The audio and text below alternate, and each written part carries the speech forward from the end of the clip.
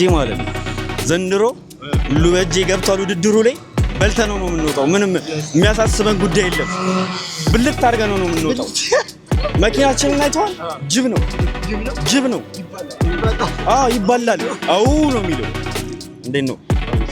እንዴት አየው የሁሉ በእጄ የታወቀ እኮ ነው ምንም ጥያቄ ምናምን የምንፈልገው ነገር አይደለም እናሸንፋለን በላልተን እንወጣለን አዲስ ነገር የለም አዳማ ላይ ታሪክ ሰርተን እንወጣለን አዳማም ወንጪም ይሁን የትም እንበላለን እንበላለን ምሳ ዋንጫ ነው ቴንክ ዩ እንዴት ነሽ አሚ ስለ ሁሉ በእጄ እንዴት ነው ሀሳብሽ ሁሉ በእጄ እያያችሁት እንደሆነ ነው ሁሉ በእጄ ላይ ያለን ኮንፊደንስ ትልቅ ነው ምንም የምንፈራው ነገር የለም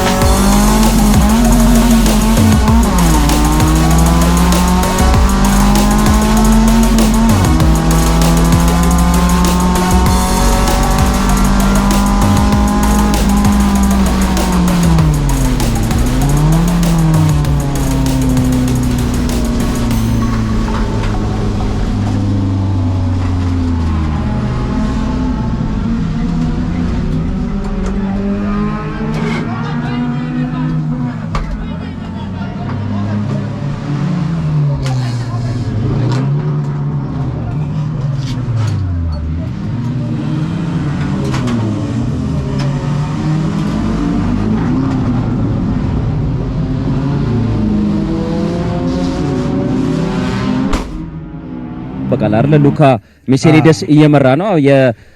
ኤልያስ ብርሃኑን መኪና ነው የተመለከተው ለሁለተኛ ጊዜ የዮሴፍ ወንደሰን ፊያት ፓንዳ የሱንም መኪና ብልሽት የተመለከትን እንገኛለን። እየተገፋች ትገኛለች። 1000 ሲሲ አሸናፊውን እንጠብቃለን በጉጉት አብዱ ባል እስኪ የ1300 ሲሲ አሸናፊ ታውቋል። አሁን የ1000 ሲሲን የመጨረሻ አሸናፊ ነው እያረጋገጥን እየጠበቅን ያለ ነው። ኦኬ 1300 ሲሲውን በአስገራሚ ሁኔታ ነው ማጠናቀቅ የቻለው። ከትላንትናው ራሊ አንጻር ከተመለከተው ጥሩ ፉክክር የተመለከትንበት በርካታ አሽከርካሪዎች እርስ በርስ በደንብ የተናነቁበትን ውድድር ነው የተመለከትነው። በ1300 ሲሲ ያንን ተመልክተናል። በቀጣይ ደግሞ በ1600 እና በ2000 ሲሲ ደግሞ ጉልበታቸው ጨመር ያሉ መኪኖች ጠንካራ ፉክክር ሲያደርጉ በቀጣይ ደግሞ የምንጠብቅ ይሆናል። አብዱ በርከት ያለ ህዝብ ነው በዚህ ጎዳናዎች ቀኝና ግራ ዳር ላይ ቆሞ ውድድሩን እየተከታተለ የሚገኘው። አሁን ደግሞ ቀጣይ 1600 እና 2000 ተወዳዳሪዎች በተመሳሳይ የሚነሱበት ጊዜ ነው። በዛ ሰዓት ደግሞ ተመልካቹ መንቀሳቀስ አለበት። አሁን የመኪኖቹ ጉልበት ከፍ እያለ ሲመጣ ፉክክሩም ከፍ እያለ ይመጣበት እድል ይኖራል። ድምጹም እኛ ጋር እየደረሰ የሚመጣበት እድል ይኖራል አብዱ። ምክንያቱም አሁን የተመለከትነው 1000 እና 1300 ሲሲ ነው።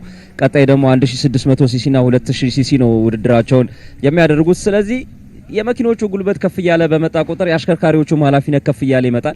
ውድድሩ ላይም ያለው ፉክክር ከፍ እያለ ይመጣል። ተመልካቹም ድንቅ የሆነ ፉክክር ይመለከታል ብዬ አስባለሁና ቀጣይ የሚደረጉት ውድድሮች በፍጥነት ተመልካቾችን ለማስደሰት አቅም ያላቸው መኪኖችን የምንመለከትበት ነው። አብዱ ሰርኪዩት የአዳማ ራሊንም ጭምር ሁለቱንም በኦቢኤን በቀጥታ ወደ እናንተ ስናደርስ ቆይታ አድርገናል። በ1000 እና በ1300 ሲሲ በጣም ከባድ ትንቅንቅ የነበራቸውን ሁለት ውድድሮች ተመልክተናል።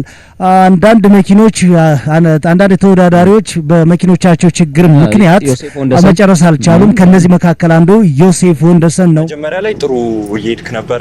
ከአንደኛ ቦታ ለመያዝ ትንሽ ነበር የቀረህና አንደኛ ላይ እየመራው ነበር። ያው ባትሪ በደንብ አልታሰርም ነበር መሰለኝ። እዛ ባትሪው በመድረቁ ምክንያት ያው ኔጌቲቭ ተላቀቀ። ከዛ መኪናው ያው ቆመ ማለት እሱ ነው የያዘኝ ነገር። ያንን አደጋ ሲፈጠርብህ የከፋ አደጋ እንዳይደርስ ምን አደረግ? ማድረግ የምችለው አንድ ነገር ያው ጥጌን ይዤ መቆም ነው። ሌላ መኪና ቦታ ለመልቀቅ ጥጉን አስይዞ መቆም ነው ያለው አማራጭ። ስለዛ እሱ ነው ያደረኩት። ስለዚህ በቀጣይ የምናሸንፍ ተጠብቃለን። በቀጣይ ያው እንገናኛለን። አንደኛ